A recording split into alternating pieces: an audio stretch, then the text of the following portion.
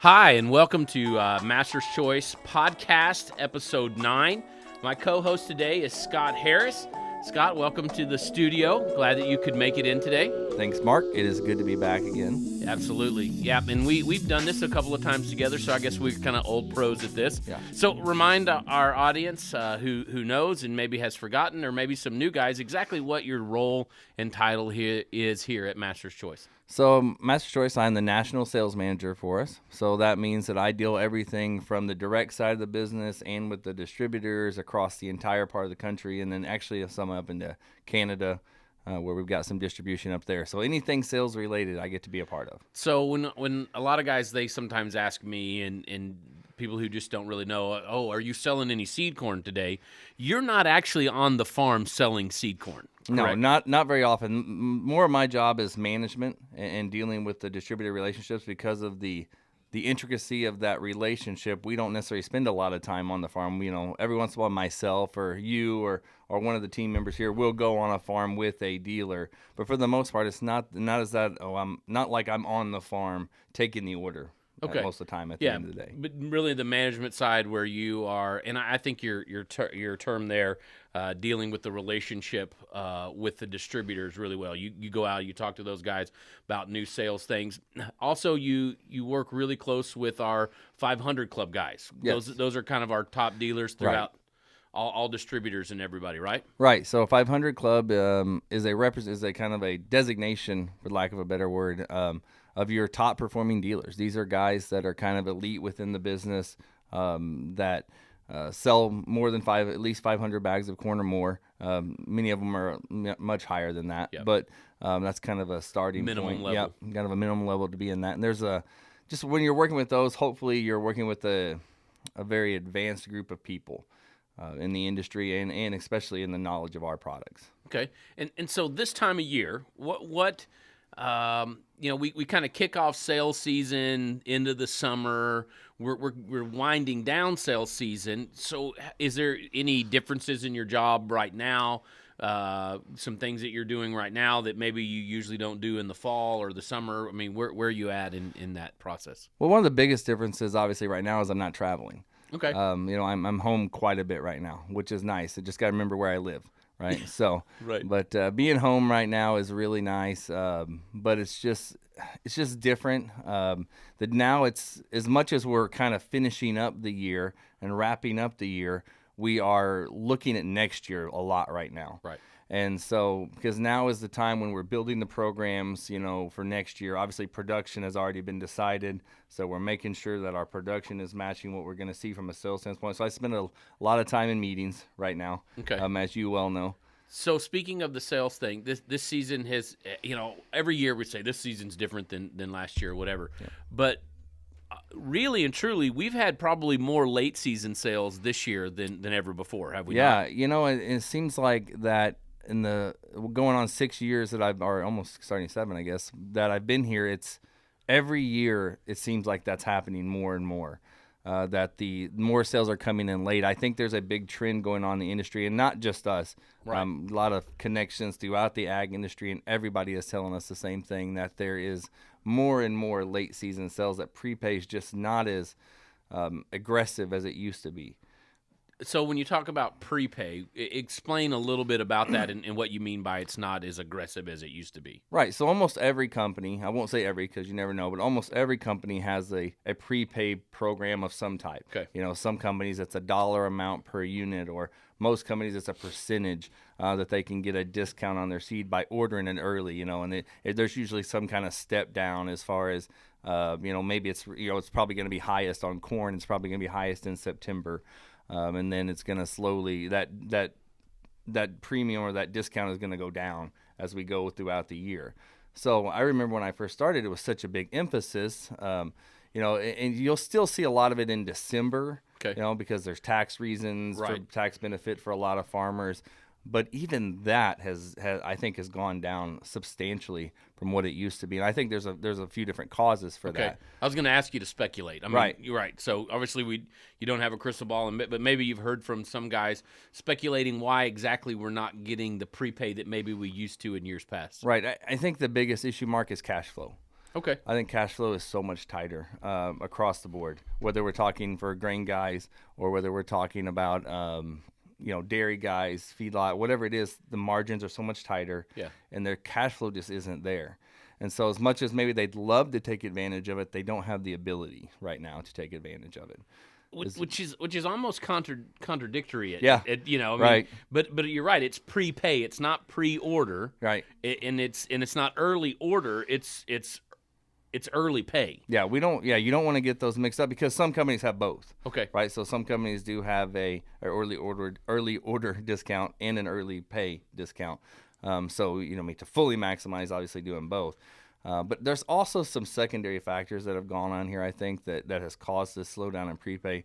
One is that money's cheaper from the bank right now, too, than what it used to be. I mean, you think not all that long ago, farms in interest rates were much higher. Okay. So it didn't make sense for me to use my operating loan when I could get such a big discount on my seed. I'll just take that, and then I'll use my operating loan for other stuff or use it later. Well, now the money is much cheaper. Okay. From the bank. The interest rates interest rates are lower. Okay. And so it's much, for a lot of guys, it may be just as cheap or cheaper to use that operating loan a little bit earlier and tap into that a little bit earlier because the cost of money isn't as high. Okay. Right. So that's another big factor in what's going on there. The other thing I think is a small factor, but it's still a factor, is it's not as hard to get the hybrid you want for the most part in the industry right now. Right, so production has been good. Okay. Surplus of seed production has been really good for most companies. So before it was, well, I want that hybrid. So to secure it, I'm going to buy it early. So that kind of brings up a thought, and we're going to have Toby in here in a little bit. He's one of your sales associates. I guess that's what his title is. He'll explain that a little bit more. But I wonder how many guys are actually picking their hybrids. I wonder how many guys are actually saying this is the hybrid I want, or if they're more relying on some of those decisions from their seed provider or seedsman. Right, and that's a great question, and I think there's probably no way for us to know that for sure. I think more and more that farms are getting more reliant on their dealer, which I believe is a good thing. Yeah, if their seedsman is doing everything that he should be doing, which we'll talk about, but it's that. But there's still that. There's always that hybrid, right? There's always that one hybrid or two hybrids that just people fall in love with. And in the years past, and especially, 4 or 5 years ago when we had a couple really rough production years, that frustrates somebody when they can't get what they want. When they can't get, and I think probably in the livestock area and in the dairy arena, so to speak, industry. Maybe hybrid selection is a little bit different than in the grain. A seedsman can go to a farmer and say, "Look, these are the best ones that were in the plots over the last couple of years or last year. Here's the highest producing one as far as bushels. For a grain guy, but a dairy guy, I think a lot of times he may get stuck on a hybrid. He may actually kind of like, I know that this one is going to feed well. I know that it performs well. So I think there may be even a little bit more of that in the dairy industry. Am I off base? No, absolutely. I think you're 100% right. I think that what they're looking at obviously is so different. Yeah. It should be different. Exactly. We should probably specify that exactly. It should be different. Unfortunately, sometimes I don't think it is, but it should be different.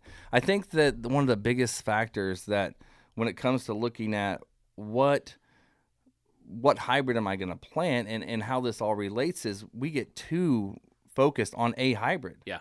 Instead of a plan, let's develop a plan, right? And let's make sure that we're using multiple hybrids, and let's make sure there is too much reliance upon one type of hybrid for grain and for dairy. And I would agree with that. Everybody kind of knows the hot ones. Around the industry, it's this number and that number, and everybody's kind of familiar with those. In fact, I was at a meeting yesterday where a guy was throwing around numbers that he did. But before we kind of diverted off there, but I want to go back to this thing about prepay. What are some advantages guys are missing out on if they're not taking advantage of prepay? Right. So obviously, it still comes back to some of the things we talked about that maybe aren't as big of a factor. If you're in a tougher financial situation, you really got to look at which one of your products are going to have the biggest benefit for you on that prepaid dollar. So you could be missing out on the opportunity to really help your bottom line, financially. You're also going to be looking at the hybrid thing is still a part of it. The hybrid selection. And granted, if any company tells you they can 100% guarantee something, you want to be careful there. But it obviously can make a bigger difference for you getting that early pay, early dollars in, and just especially tax season. When you're talking about December, I mean, you could talk about a huge financial difference. So one of the things that I think is really interesting is that, and it's kind of a conundrum within the industry, is that you have guys who are so conscious about seed costs. Their first question when you show up on the farm is, well, what's this going to cost me, right? And you have these guys who are so conscious about that, but at the same time, maybe they're not taking advantage of something like prepay. So as a sales manager, I think we call you the global intergalactic sales manager because you really that's are. what I prefer. Yeah, that's because you are all over the place really. But as you're dealing in training guys, how do you walk them through? How do you walk them through overcoming that obstacle with a guy who would say, well, that seed just costs too much? Right. So seed cost is such a relative term. It really is, because what I think may cost a lot for or I shouldn't say what a farm in California says costs them a lot, a farm in New York may say, wow, what a deal, right? Okay. And it's all relative to what's your goal for this seed, okay. right? So obviously, if you're a grain guy, you've got one goal in mind. Well, two, right? Test weight and yield. Yeah. Right. That's how you pay your bill. So therefore, your biggest factor is going to be yield. But we can really set ourselves up for failure, especially, I'm going to say even probably more on the feed and the dairy side, by only looking at yield, right? And only looking at cost, right? So, we've got a spreadsheet. I actually brought it with me. Obviously, you can't see it over the radio, but we can talk through it.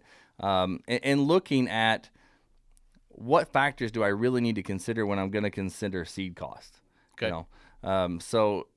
What's a ton? Well, that's part of it, but how much difference is it going to make? If I tell you, Mark, how much are you paying for your corn? And you tell me $220. Okay.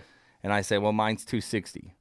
I would say, well, that's $40 more. I don't want to pay $40 more for a bag of seed. Right. Okay. Right. So, but when you take that and you actually break it down, so if you were going to take it and you were going to look at, for example, that exact same situation. So you're going to look at $260 versus $220 on an 80,000 kernel bag, 36,000 population. Your seed cost to the acre, you're looking at about $18 in difference. Okay. At a 25-ton average, you're talking about $468 versus $396.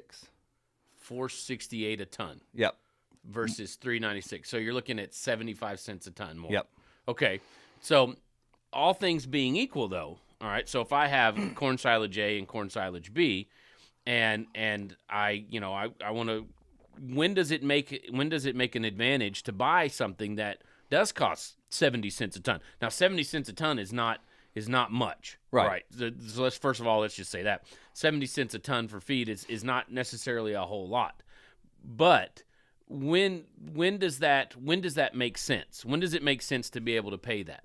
Right. Whenever you can offset the cost plus with an advantage. Okay. Right. That's when you're willing to pay for something more, is when you can show an advantage. Okay. Right. I'm willing to pay more to get my oil change somewhere if they're also going to clean my car and they're also going to do all these other factors and check on everything, versus taking to somebody who's just going to change the oil and then never look at anything. I'm willing to pay a few more dollars, right? Okay. We don't think twice about that, But can you see an advantage from maybe this would be more your area, milk per ton? You're right. Right? So if I see if I only see imagine a 40 difference in milk per ton. Yeah.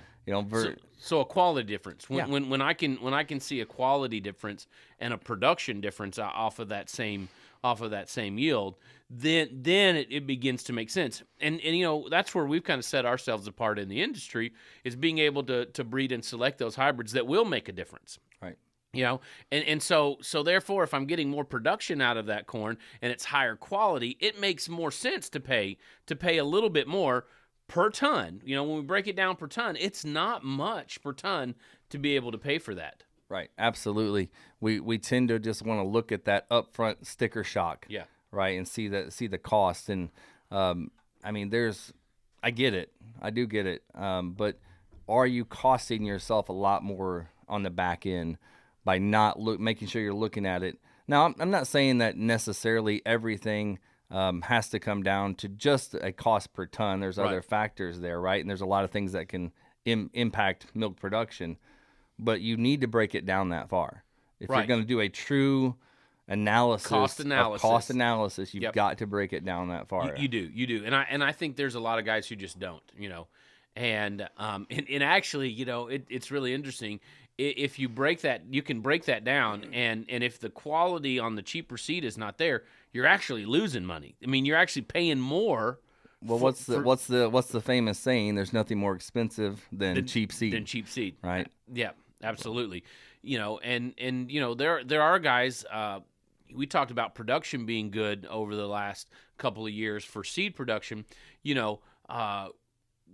Silage production has been really good, and there's a lot of guys sitting on a lot of inventory, but maybe because of the growing conditions, they have not gotten the quality that they want. Well, I think that this year is an opportunity for guys to maybe back down their populations and really chase that quality aspect, so that they've got some quality feed there that maybe over the last couple of years they've gotten the tons and they've gotten the yield, but they haven't gotten the quality. I think this is the year that you could really chase good quality because of inventories. Right, I completely agree, and it comes back to, like we talked the last time I was on here, is what's your goal? Yeah. If your goal is I want the absolute minimum input cost I can get.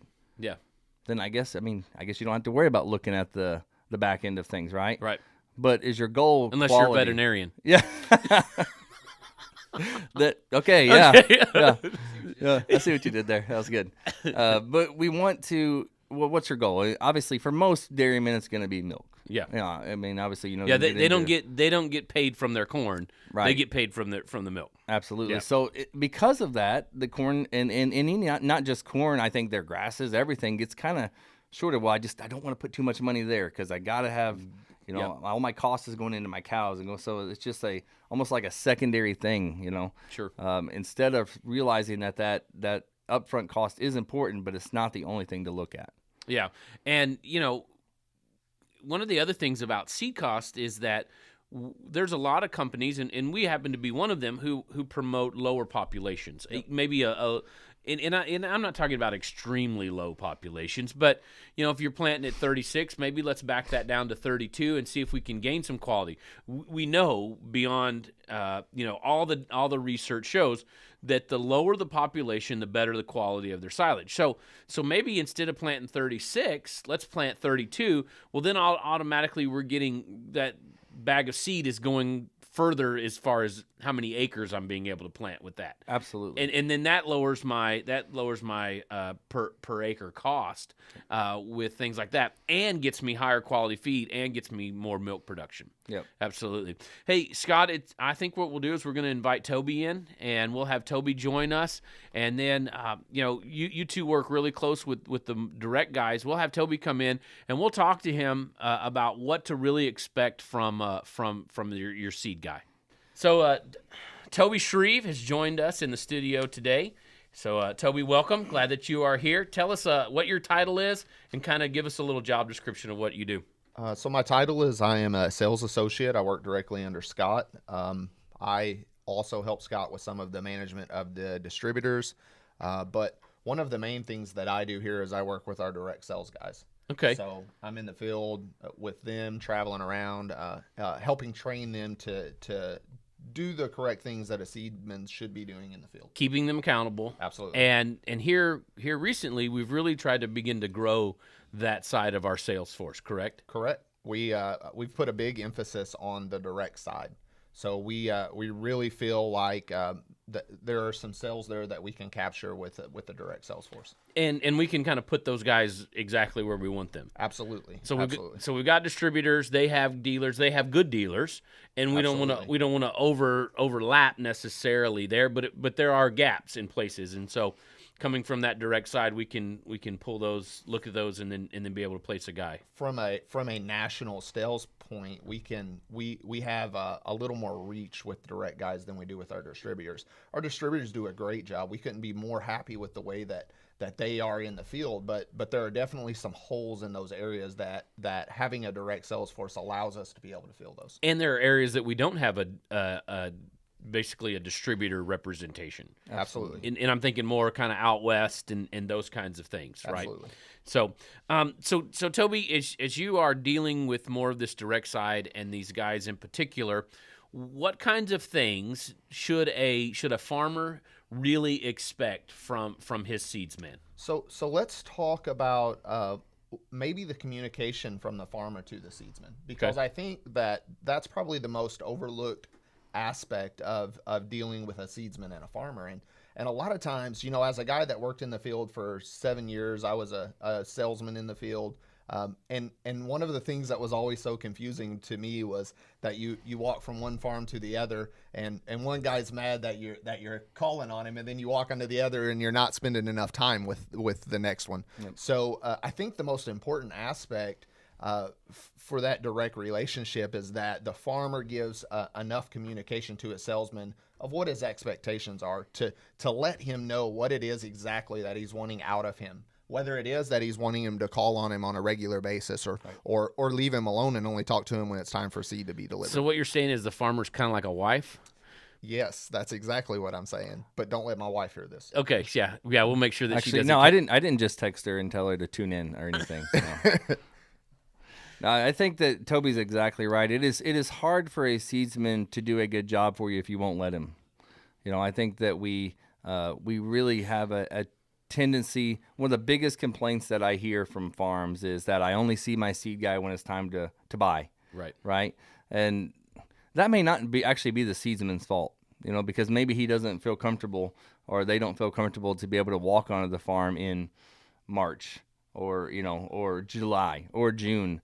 But really they need to be out there more. They need to be out there a lot. But communication, I think Toby's exactly right. So I can tell you that your seedsman wants to be there more. It's never a problem of how much time does a seedsman want to be there. He wants to be there more. He wants to cultivate that relationship with you and continue to spend as much time as possible on the farm. So I don't believe that you can have enough expectations for your seedsman. I think you just need to communicate those clearly to him, so that he knows what to do for you. Okay, right? So you brought up a good point there, Scott, and Toby, we'll let you answer this.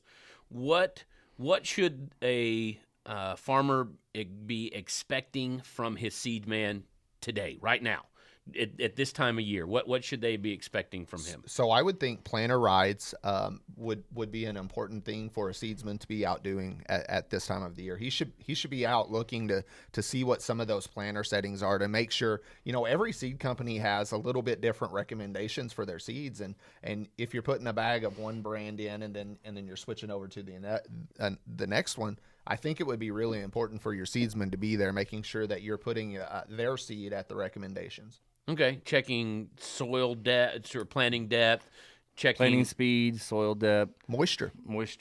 Yep. So hopefully they've already done soil tests, but at least have a recommendation. Make sure another big one is making sure that hopefully he's done a farm plan with you, and making sure the right hybrids are getting put in the right spot. Yeah, making sure the guy on the planter can actually drive it. Yeah, would be a good one too. Yep.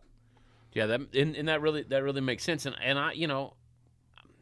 I wonder how well that's received by the farmer.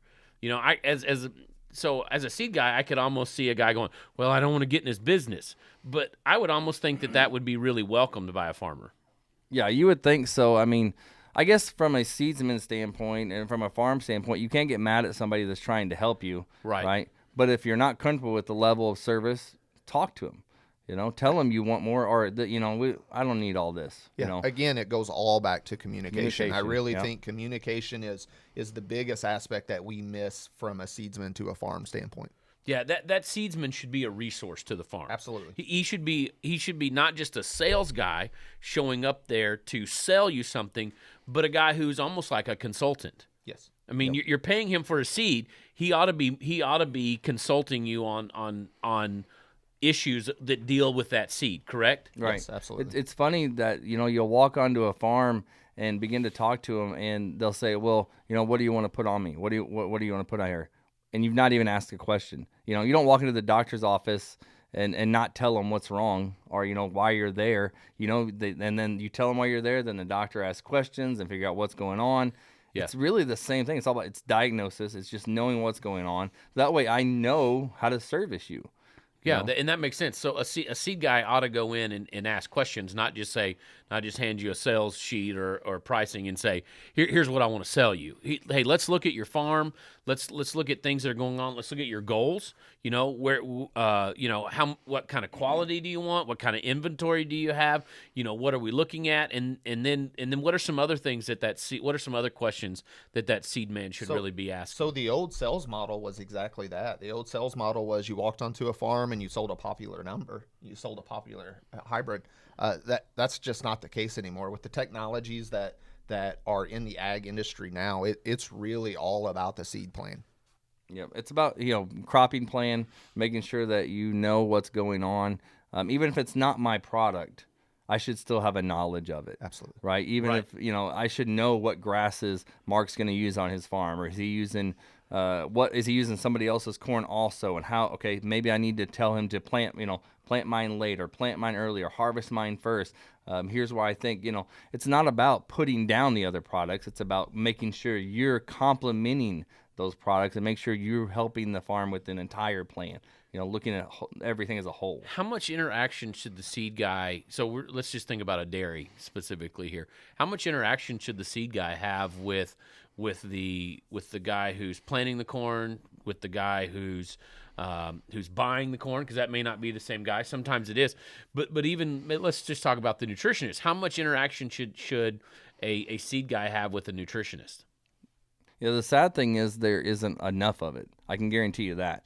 And some of that does vary on the type, how big the farm is. Because some farms, the seed guy, the nutritionist, the farm manager is all the same guy. Sure. Right? But for a lot of farms, their nutritionist is somebody different, someone from outside the farm. Right. And all the nutritionist knows is I have to feed and I have to make milk. But just imagine if you had communication up front. Here's what I'm trying to accomplish with my seed. What are you trying to accomplish from a nutritional standpoint? But part of that too is that the seed salesmen of today really can't talk the lingo when it comes to dealing with the nutritionist.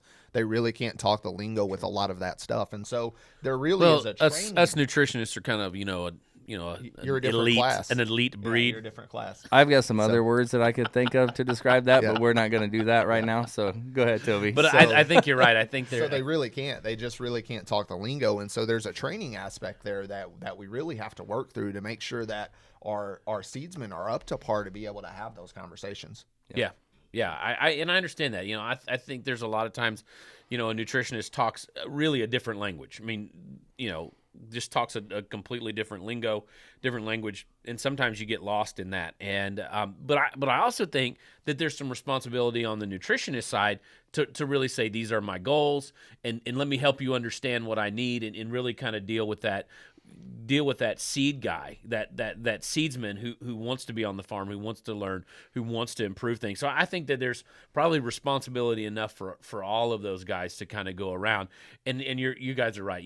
Sometimes I'll admit sometimes nutritionists get a little high on themselves, and we do know more than most people. And but really they ought to try not to be so elitist. And really kind of help that seed guy determine what goals that farm really has. And it's really easy to demonize the nutritionist from that aspect, because the one that I deal with directly kind of is like that, But it's just more of the fact that you're trying to make their job easier. Yes. And vice versa, right?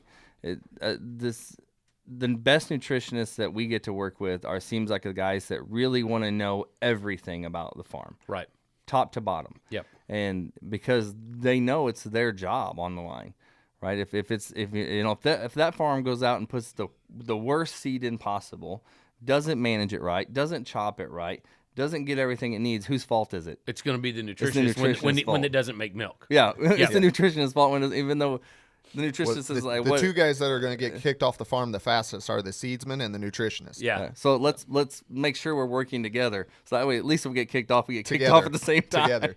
So just to kind of put a little slant on this for a minute, as Master's Choice, what are we doing to kind of help those things? What are we doing to produce the best seedmen out there possible? So we have a training program here that we're not just bringing guys in and showing them how to sell seed. We're bringing them in and showing them how to talk the lingo, right? Right. So we're bringing them in and we are showing them how to deal with the nutritionist. We're showing them how to deal with the farm manager. We're showing them how to deal with other seedsmen, because I think it's important for them to be able to interact with all of those guys. I would agree. I'd agree completely. Scott, what would your take on that be? So yeah, I think Toby nailed it. One of the biggest aspects is just trying to get the dealer to think differently, get them to look at stuff a little different. Let's not just go in and we don't want to be order takers, right? You don't. That's the one from a sales management standpoint. And Toby has done just as much, if not more, but than I have in his previous jobs. One of the worst things is having an order taker. Somebody who walks on the farm. Well, what do you want? Okay, well, it'll be here in 2 months. Yeah. I mean, that's not good business. No. That's not what we desire. So I would go as far as to say in our organization, if we have order takers, we'll be looking for new people. Right. Yeah, because we don't want that. No. That's not what we want to be part of your farm. So give me the I guess maybe the quarterly breakdown. Okay, so the first 3 months of sales season, what's the main thing that seedman ought to be doing? First 3 months is a cropping plan. Yeah. Okay. So we want to know everything about your farm, like we've talked about. The guy should be sitting down with you, making sure that, okay, I understand you've got this many acres of hay this year. How many acres of silage are you looking at? How much dry corn do you need? How much high moisture corn are you looking at? Okay, well, where do we want to do placement-wise? What is this field like? Where do we want to put it all? Just making sure that is cropping plan. We are in this really vicious bad cycle, I believe, in the ag industry right now from a farming standpoint of we don't ever talk about this stuff. We think, well, let me see how it does. It's really taboo to talk about this stuff. Yeah, you can't. We've really made it taboo. You try to talk about what you're going to do next year in July, and guys are like, well, it's only July. Why are we talking about next year? Well, it's coming. I mean, it's not a secret. It's not like it's going to surprise. Whoa, hey, it's July. Yeah. And if you're developing a plan now, think of how much more ahead of the game you're going to be, right? So get those cropping plans started early.